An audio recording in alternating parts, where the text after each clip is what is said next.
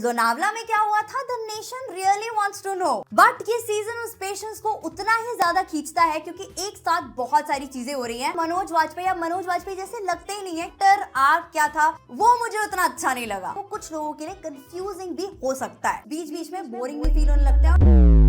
दिल्ली और north east के बीच में एक बड़ा समिट होने वाला है जिसका फोकस सेंटर नागालैंड है, जहां पर एक सीनियर लीडर का मर्डर हो जाता है। बाहर से ऑफिसर्स आते हैं, इन्वेस्टिगेशन कर रहे हैं और politics, local tension, drug mafia, foreign interference, hidden business deals, धोखा, ट्रॉमा सब कुछ मिक्स हो जाता है। Then a key character dies and suddenly the case becomes personal. Hero suspend भी होता है और सस्पेक्ट भी। यहाँ तक कि सिस्टम में एक गद्दार भी है और साथ में एक अनाथ बच्चे की सिचुएशन भी। इसके साथ साथ हीरो को अपनी डिसफंक्शनल फैमिली को भी बचाना है और अपनी बेगुनाही को भी प्रूव करना है। अब अगर मैं आपको किसी सीरीज के प्लॉट का ये डिस्क्रिप्शन दूं और साथ में बोलूं कि इसमें जयदीप अहलावत और गुलपनाग भी है, तो आप भी कंफ्यूज हो जाओगे कि मैं पाताल लोक सीजन 2 की बात कर रही हूँ या फिर फैमिली मैन सीजन 3 की। 4 साल के ह्यूज गैप के बाद फैमिली मैन का सीजन 3 ड्रॉप हुआ और काफी बड़ा सवाल यही था कि क्या ऑडियंस में श्रीकांत तिवारी, उसके मिशंस और उसके फैमिली डायनामिक्स को लेकर वही हाइप और वही एक्साइटमेंट रहेगी जो पहले थी, कंसीडरिंग द फैक्ट कि आजकल हर दिन इतनी सारी वेब सीरीज, इतनी सारी ओटीटी प्लेटफॉर्म्स पर ड्रॉप हो रही हैं। तो बाकी सबका तो पता नहीं, पर मुझे सीरियसली इंतजार था कि जो मिस्ट्री सीजन 1 से चलती आ रही है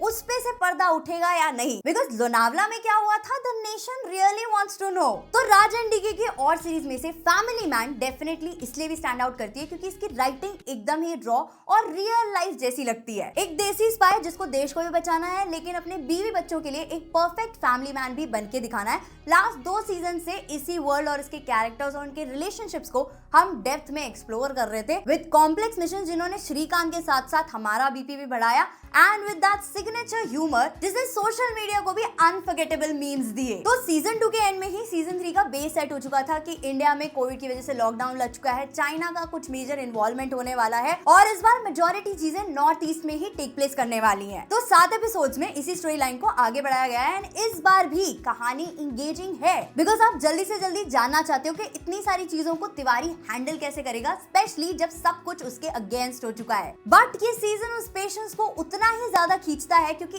एक साथ बहुत सारी चीजें हो रही हैं पर क्लोजर एक का भी नहीं मिल रहा। तो सीरीज का स्टार्ट एक बहुत सही वन टेक शॉट से होता है एंड हमें मिलता है नया villain in the face of Jaideep Ahlawat जो इतने एफर्टलेसली अपने रोल को नेल करते हैं that he is bang on. उनके जो भी सीन्स हैं with Manoj Bajpayee they truly stand out and मुझे यही लगा था कि समानता के बाद एक ऐसा विलन तो आना चाहिए। And on the other hand Manoj Vajpayee जैसे लगते ही नहीं है क्योंकि वो श्रीकांत तिवारी बन चुके हैं। उन्होंने इतने सही तरीके से अपने कैरेक्टर को पकड़ा है कि उसका एक एक एक्सप्रेशन, एक एक डायलॉग बहुत ही ज्यादा रियल लगता है। इस बार उनके कैरेक्टर के लिए नया ये है कि इस बार हमें श्रीकांत का जो वल्नरेबल साइड है कि हाँ अब सब कुछ गलत हो गया है तो ऐसी सिचुएशन को कैसे हैंडल करेगा, वो साइड दिखती है विद द डेडपैन ह्यूमर और हमें इस बार भी कुछ कमाल के वन लाइनर्स मिलते हैं। दो क्वांटिटी थोड़ी कम है लेकिन क्वालिटी में कॉम्प्रोमाइज नहीं है। एंड उनके साथ शारिब हाशमी एज जेके तलपड़े वंस अगेन शाइन्स, साथ में निम्रत कौर भी है जिनका परफॉर्मेंस तो मुझे अच्छा लगा बट उनका कैरेक्टर आर्क क्या था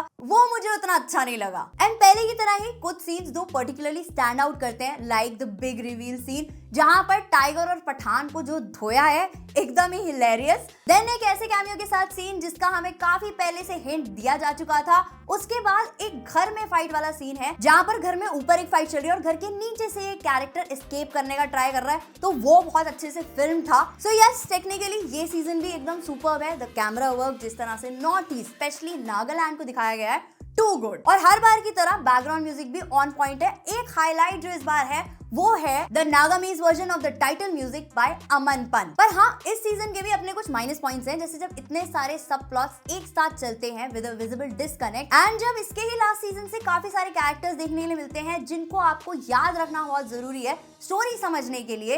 तो इतना सारा जब बैक एंड फोर्थ होता है तो वो कुछ लोगों के लिए कंफ्यूजिंग भी हो सकता है क्योंकि अगर आपने एक दो चीज मिस कर दी तो आप प्लॉट को ढंग से फॉलो नहीं कर पाओगे। इसके अलावा कुछ ट्रैक्स रादर एपिसोड्स बीच बीच में बोरिंग भी फील होने लगते हैं और सबसे बड़ा ड्रॉबैक तब आता है जब बहुत सारे सवाल तो खड़े हो जाते हैं लेकिन उनके जवाब का कोई एक हिंट भी नहीं मिलता। लास्ट 2 सीजन्स में still the mission had a build up and a closure, पर इस बार सिर्फ बिल्डअप ही होता है और जो मिशन है वो भी कोई ऐसा बड़ा थ्रेट फील नहीं होता। और फिर से हमें एंड में क्लिफ हैंगर मिलता तो है बट दैट टू इनकम्प्लीट। बस यही एक मेजर लेट डाउन मुझे at the end of the series feel हुआ, जो ओवरऑल एक्सपीरियंस को एक डिसअपॉइंटमेंट की तरफ तो लेकर जाती है। ओवरऑल अगर आप बहुत टाइम से वेट कर रहे थे ये जानने के लिए कि श्रीकांत की लाइफ में आगे क्या चल रहा होगा, उसके ह्यूमर को मिस कर रहे थे, उसके मिशंस को देखना चाहते थे, और अगर आप पूरी स्टोरी जानने के लिए वेट कर सकते हो, उतना पेशेंस आपके अंदर है, तो इस सीजन को अभी देख सकते हो। बट अगर आप इम्पेशेंट हो, क्लोजर ना मिलने पे फ्रस्ट्रेट हो जाते हो, तो जहां 4 साल वेट किया वहां थोड़ा और कर लो, सीजन 3 सीजन 4 दोनों को एक साथ ही देख लेना।